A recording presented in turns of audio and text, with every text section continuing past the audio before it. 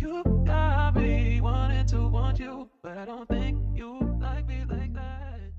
Hi guys, welcome back to my channel. It's horchatamamita back for another video. And we're gonna continue this little chit chat series, but we're gonna do it with a little twist today, okay? I feel like I really enjoy makeup and getting ready, obviously. Like, at my root, I've always loved just like romanticizing my life, and like every day is an occasion. I'm literally the type of person where like I don't need to go somewhere to get dolled up. Like I will go to the grocery store with a full beat just cause like tomorrow's never promised, life is short, and why not go big? Like that's just how I think. I'm gonna do a little get ready with me chit chat, so let's get started. It's gonna be very interesting because I have a hard time multitasking, so we'll see how long this actually ends up taking. But I feel like everyone has a different way of like doing their makeup, so you know, there's no right or wrong way to do it. There's just ways that work best for you. So now that we put that out there, let's get started, guys. I'm finding that in the winter I have to moisturize a little bit more because this cold is brutal, and depending on where you are, East Coast girlies know we're in the middle of the worst snowstorm / weather conditions right now since 1990 something. It was probably like the last storm that was like somewhat similar in nature. But yeah, point is, it's very brutal out here, so I like to make sure that I'm extra moisturized. I've recently had really flaky skin. Like I would do my makeup and I would just do like one layer of like moisturizer thinking that's all I need, and I think it was also the product I was using, like the foundation I was using, but regardless, my skin would literally be flaking. So we don't want that, babes. Like let's make sure the base is good before we add everything else. So I prep my skin with Charlotte Tilbury Charlotte's Magic Cream Instant Turnaround Moisturizer. Put this on twice, like I said, and then I put some sunscreen on top. Probably not gonna leave the house again, but hey, just in case, you never know. I put the ISD Fusion Water Magic SPF 40 Broad Spectrum Daily Sunscreen. So anyways, guys, let's jump right in. I feel like we have a lot to discuss. So today's video is going to be about effective goal setting. Is very relevant, as you know, winter's here. It's brutal, it's cold. Seasonal depression, I don't know about y'all, but at its peak, okay? I think it's easier to stay motivated when, you know, your external world, like your environment, is a lot more pleasant. And it's subjective, right? Some people are winter babies, like they love the cold, they thrive in layers. But generally in society, it is a phenomenon that people get sadder during cold weather. So now that it's winter, I thought that this would be like really relevant. I know for me, like my motivation is definitely lower when it's colder out. So this video is going to be focused on how you can set goals and stick to them, even when your motivation might be low. For one, I think it's really important to focus on consistency and essentially an accumulation of small actions rather than drastic independent measures, if that makes sense. So I guess to explain that a little bit more, I feel like a lot of times when we think about setting goals, it's easy to think about pressure to like, again, take really drastic measures in order to achieve said goals. That's why it might feel harder to achieve a goal, because we're just thinking about what we want the outcome to be and where we want to go rather than what it's going to take to get there. So basically focusing on the bigger picture. And for me, that would be like, if I'm thinking about running a marathon, I'm thinking about running the marathon rather than, again, consistent small actions required to get there, which makes it more digestible, right? Because I can now break it down into a plan of like, okay, in order to be able to run a marathon by week 2, this is what I would have need to accomplish. And essentially, like, the progress does not happen in isolation. It's like, again, like I said, an accumulation of these small actions, like AKA habits. A goal does not happen overnight. It happens, again, through habit forming, essentially. You cannot like become a runner if you're not regularly running.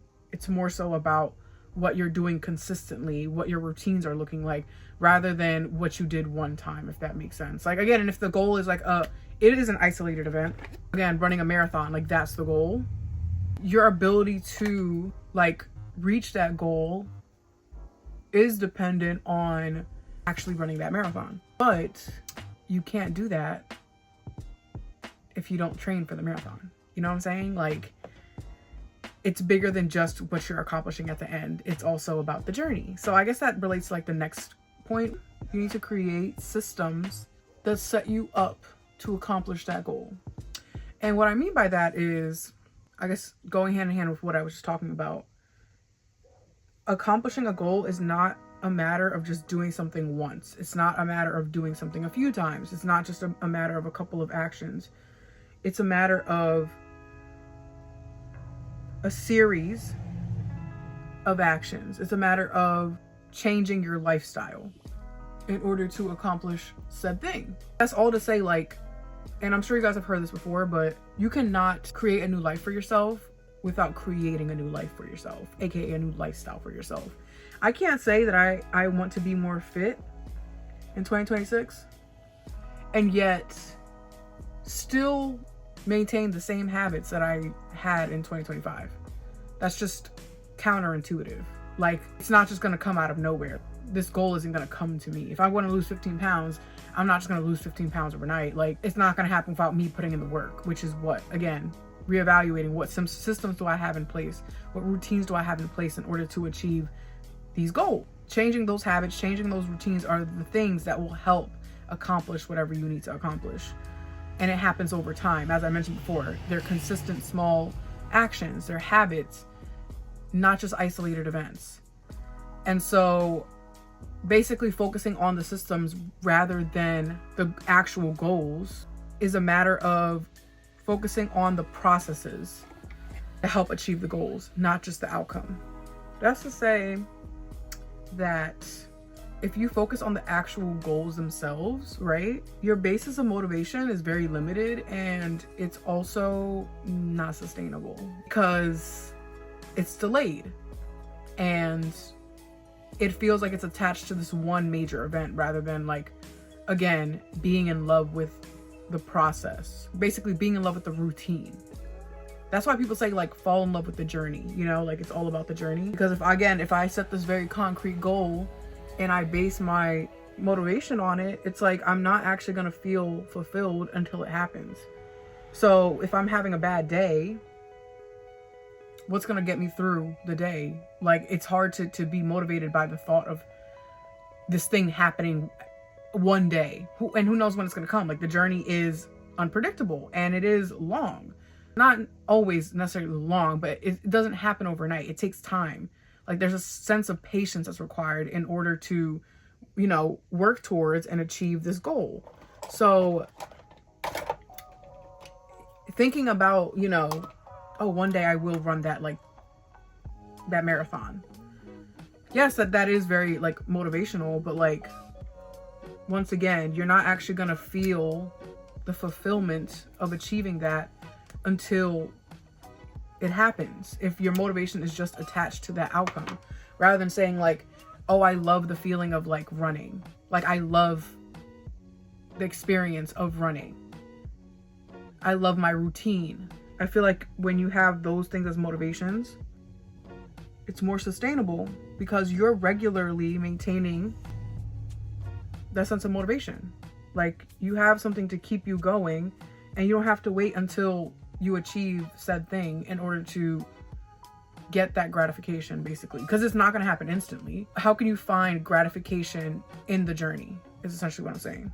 I think even beyond, like, achieving the actual goal, right? Once you achieve the goal, like, again, let's use the example of running a marathon. Once you achieve the goal and you run that marathon, I guess when I'm thinking about goal setting for me, is the goal really limited to just that thing, or is it bigger? You know, like, is it that I want to run a marathon, or is it that I want to be a runner? I feel like making those distinctions of, like, what does this goal actually mean to you in a grand scheme of things, like, really matters. Because for me, I feel like if I set a goal, I don't really like a one and done type of thing. Like, it's usually like connected to larger goals, which is like, okay, I want to be a healthier person, I want to be a more fit person. So if I have this broader goal, right, and it's more long term, once I achieve that micro goal, which is what I would consider it, like of me running a marathon, okay, now that's done. So what's the sense of motivation? You know what I'm saying? Like, you build a new goal then, and the cycle continues. But it's like, there has to be a love for the thing that you're doing, not just the thing that you're accomplishing. Ooh, snaps to that. Like, do y'all know what I'm saying? Like, you can't sustain the habits of a runner if you don't love running, if you don't grow a love for running. Because you achieve that one thing and then it's like, what's next? Like, you're not really gonna have motivation to keep going, because what are you actually working towards? And again, you can create new goals, but like, to some degree, you do have to have a love for or a passion for the actual thing that you're doing, the actual like habit, again, the routine, whatever it is that you're setting a goal regarding. And so, I mean, I guess another example is like, if you want to lose weight, like, if you're not committed to maintaining those habits, you can't maintain the results, right? So you lose 10 pounds. Okay, cool. Now you stop doing what you were doing before in order to lose weight. You are no longer paying attention to your eating habits. You're no longer, prioritizing exercising.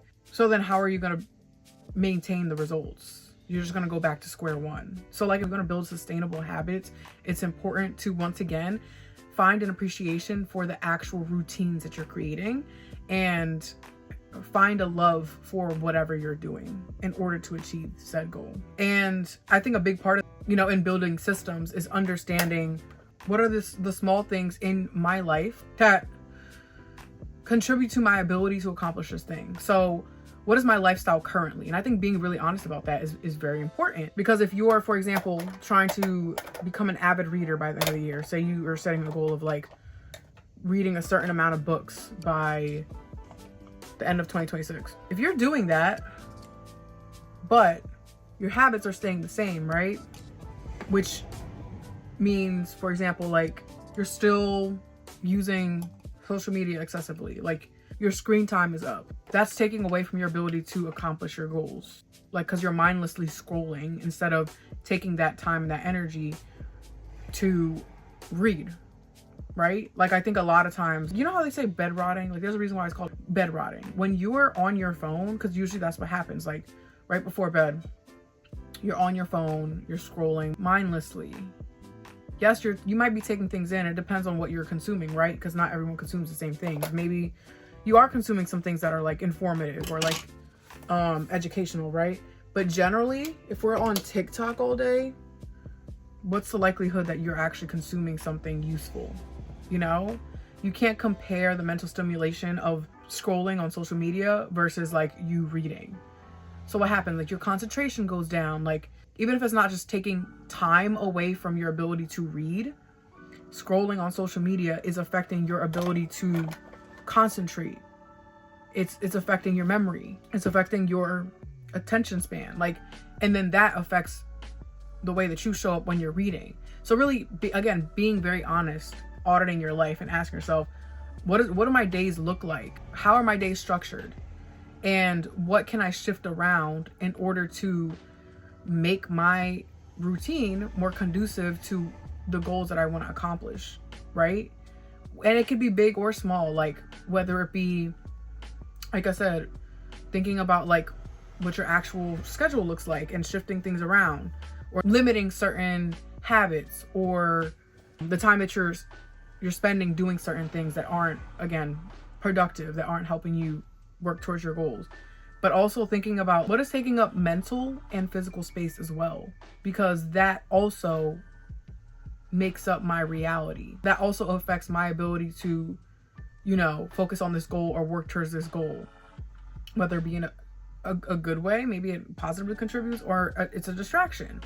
And so even small things like, if you want to limit your screen time, like keeping your phone away from your bedroom, or not taking that drastic of a measure, but maybe not sleeping right next to your phone, because that will limit the temptation of getting on your phone right before bed. Like small things like that I think we can overthink sometimes, that make a huge difference in terms of like, again, taking up mental space and like giving us access to the things that actually will help us work towards our goals, and less access to the things that just distract us from our goals. I know that was like a mouthful, but hopefully that makes sense to you guys. I guess the next thing, I'm gonna start on my eyes because like I said, y'all, I have a hard time multitasking, clearly. So the next thing that's really important is enjoying the journey. All the points that I make are going to be interconnected, okay? Like nothing is like completely new, somewhat related to what I've already mentioned before. But something else that's really important is using discipline as your fuel, not just motivation. And I'm sure you guys, again, have heard this before, right? And it's connected to what I've already talked about. But when you're getting energy from your feelings, that's not consistent, it's not reliable, because your feelings are constantly changing, right? We all have bad days. Like, we're not always 100%. There's days that we're tired, there's days that we're frustrated, there's days that we're sad. That's where the power of discipline comes in, because discipline doesn't care about your feelings. And it doesn't mean that they don't matter, right? Like, I'm not saying like completely neglect your feelings, completely neglect yourself, and, you know, push through and like have zero consideration for the way that you are feeling. So I want to clarify that, because I do think mental health is very important. I think checking in with yourself is very important, and validating the way that you're feeling / the state of your internal world is super important. Like, you cannot separate that from the way that you're showing up. So definitely acknowledge it, but don't stay there, because it's only gonna set you back from achieving your goals. Like, we're humans, our emotions are always in flux. If we're basing our motivation on our emotions, on how we're feeling on a certain day, like instead of discipline, or our commitment to the process, our commitment to completing that goal, we're not going to get anywhere. And so seeing beyond like the day-to-day, seeing beyond like how you're feeling in the moment, I think is really important in being able to sustain our habits and like progress. Because it's really just like this ability to show up regardless of how you're feeling, you know? Like, you can be sad and you can still work towards your goal. And maybe that means giving your 30% instead of like your 100% that day. But at least you know, like, you are still working towards this thing. And it's like seeing beyond your current reality, I think generally is an important skill. But I feel like discipline is a big part of that. Is like, what is coming is much greater than what might be in front of me right now, and like, this is temporary. So I think, you know, even though again it's valid to like feel whatever you're feeling, it's also very important, and it might be even empowering to remember it is fleeting. Like, it is something that you're not going to feel forever, but when you achieve that goal, feelings are temporary, your mood is temporary, but the fulfillment of actually like achieving whatever it is that you want to achieve, like, that's long term. Like, that's what keeps you going. That's what gives you purpose, you know, to continue. Bottom line is, motivation is fleeting because it's depending on how we feel, it's depending on our mood, and discipline extends beyond our feelings. It's focused on what your desired outcomes are, as well as your commitment to the journey. Again, as I mentioned before, you're committed to the goal, but you're also committed to the process. And so that goes even beyond what you might be feeling in the moment. Another thing that's really important is using internal validation instead of just external.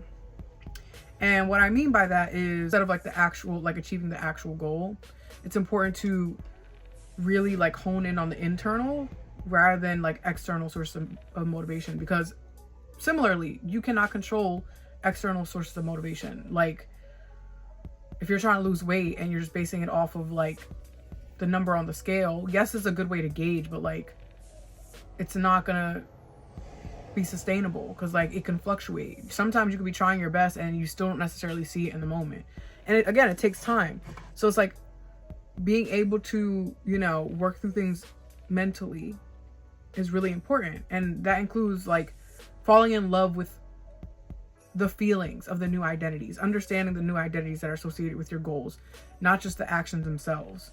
So you're falling in love with the feeling of being healthy, of being a fit person, like the identity of being a fit person, rather than loving the action itself, aka wanting to run a mile, like loving the idea of running a mile.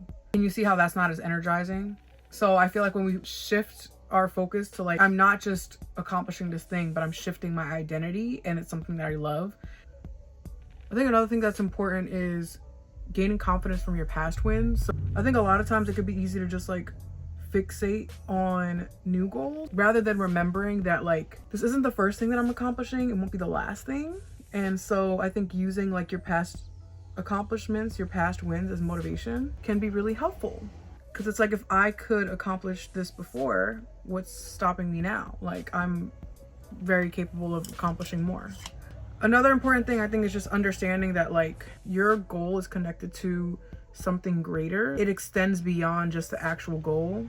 It speaks to your actual purpose. And if you don't feel like it does, maybe there should be like a deeper, like a reevaluation of it. But accomplishing this thing isn't important just for the sake of accomplishing it. It's bigger than that. It's like, okay, if I accomplish this goal, what type of person will this allow me to be? Or like, how will this help me, you know, move in the direction of the person that I would like to become? You know, my dream person, my highest self. How does this help me work towards that? Or my calling, like how does it help me work towards fulfilling that, you know? Because I do think that everyone does have a calling in life. And so if you believe the same, it's like honing in on like what that is for you and how that goal is connected to it, I feel like can be really helpful. And getting to the bottom of like, what's the significance of actually achieving this thing beyond just achieving it? And then the last thing is, in addition to understanding how, you know, achieving your goal is related to your purpose and like can help you work towards fulfilling your purpose, it's also very motivating to basically create regular forms of motivation as you go. It means treating yourself. Like, I'm not saying you have to do excessively because you don't want it to be dependent. You know, you don't want your ability to work towards such goals like to be dependent on external factors. You want a lot of it to come from inward, but like every once in a while on your journey, like being able to treat yourself and like reward yourself for the things that you're accomplishing, like your habits, like the small wins, I think is really important to maintain a sense of motivation along the way.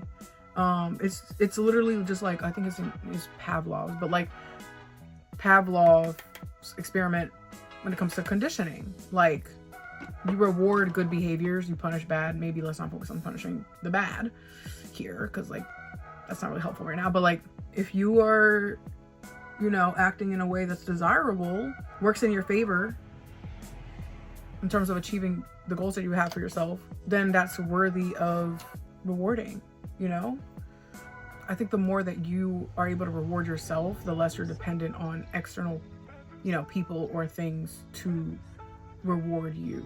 If I haven't mentioned it before, like it all starts with and ends with your relationship with yourself. So there's that. And the last thing, since I have to wrap this up right now, y'all, I've been yapping for a while, is having systems of accountability. So having people and things to like basically make sure you're on the right track. Like, I don't believe in talking about your goals or like the things that you're doing too much, because I do think there's a balance. Like, the recording has been stopping every 5 seconds, but I ended up putting a little bit of like shimmer in my inner corner. I've been obsessed with that lately just because it's colder now. I usually like a dewy look and I really can't do that right now because it's giving dry ass winter. So yeah, but I'm pretty much finished. I hope you guys enjoyed the format of this video. And we had a little switch up this week, but like, I think it kept it a little bit more interesting. I think over time I might get better at multitasking, but it could have been worse, right? So anyways, y'all, I'm gonna go ahead and wrap up this video now. I had fun doing it. I think I was a little overstimulated because again, I'm not good at multitasking, but we tried our best. I'm happy to make more videos like this, but thank you guys for watching. I hope you enjoyed the video and I hope you stay tuned for next week. On with it and move on to the next. But if we're being real, that's just not my style.